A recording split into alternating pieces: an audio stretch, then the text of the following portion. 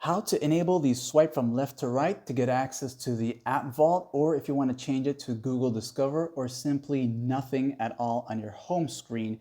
This is for Poco phones with HyperOS 2 Android 15. To enable the app vault, in which when you do this here, you'll get this. You'll go ahead and long press a blank area on your home screen, and you'll go to where it says settings when this shows up.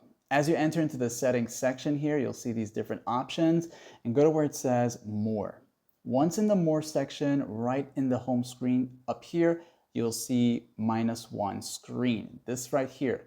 Once you go into here, you have the option to set it to the app vault, Google Discover, or none at all. So if you have it set to app vault, you're gonna have this right here, which will give you this right there. Now, if you want to change it to something else, maybe you want to have it to the Google Discover, you can change it to Google Discover. And now that's going to give you this here, the Google Discover feed right here. Okay. And finally, if you don't want nothing at all, you'll come back here and go to where it says -1 screen and none.